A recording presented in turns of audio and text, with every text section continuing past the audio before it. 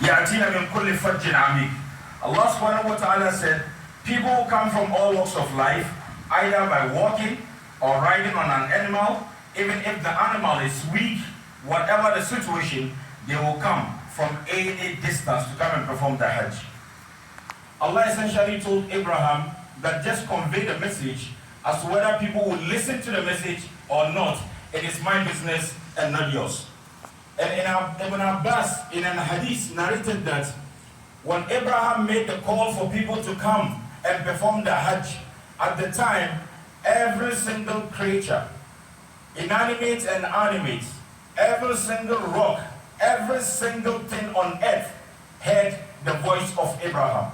And every single soul that Allah destined that the person will perform Hajj before the Yawm al-Qiyamah responded by saying, Labbaik Allahumma Labbaik.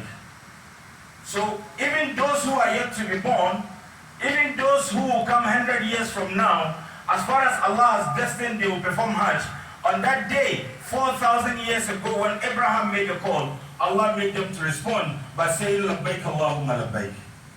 Brothers and sisters in Islam, then the question is, why did Allah subhanahu wa ta'ala commanded Abraham to even construct the Kaaba and even call us to come and perform Hajj?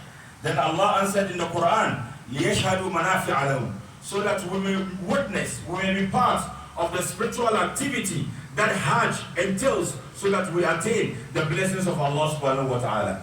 Because all that we do when it comes to spiritual activity, be it salat, be it siyam, be it zakat, the ultimate thing we want is to attain the pleasure of Allah subhanahu wa ta'ala. The ultimate thing we want is for us on the day of Qiyamah to get the mercy of Allah subhanahu wa ta'ala so that we can get to enter the Jannah. May Allah subhanahu wa ta'ala make it happen for us. 4,000 years after Abraham made the call, what have we seen?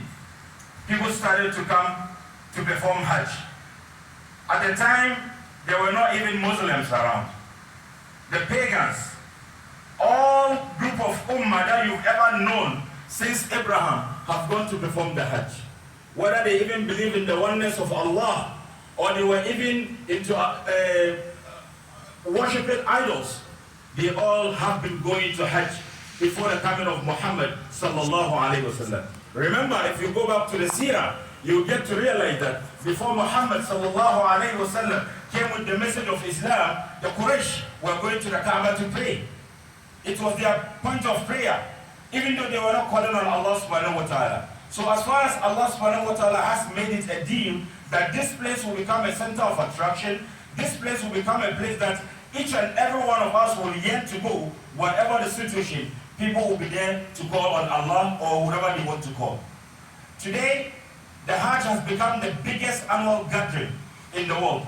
Millions of people go to the Hajj to go and perform the Hajj in each and every year, which signifies that an indirect response to the concerns of Abraham when he asked Allah, I am alone here. When I make the call, who will hear me? Allah said, make the call and leave the rest for me.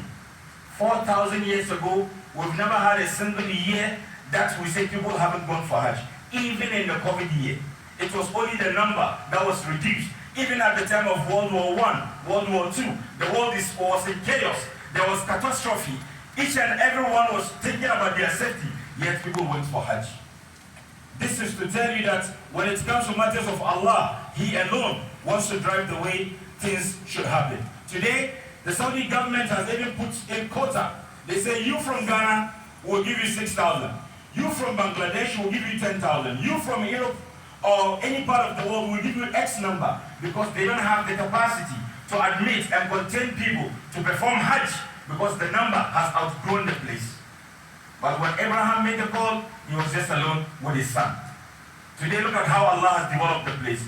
So when it comes to the matter of Allah, when it comes to the matter of the deen, just do what Allah has asked you to do. Call the people to come and do whatever Allah has asked them. But as to whether they will answer the message, as to whether they will do it, is the doing of Allah subhanahu wa ta'ala. Then in that ayah, Allah says, وَعَلَى كُلِّ ضَامِرٍ. Allah is saying people will come by any means of transportation. When Hajj started, it was just among the Arabs who were close. They walk, it got to a time people will ride on camel or horse and come. It got to a time people will use boats and ships to come. It got to a time people started using train. As technology advances and the mode of transportation changes,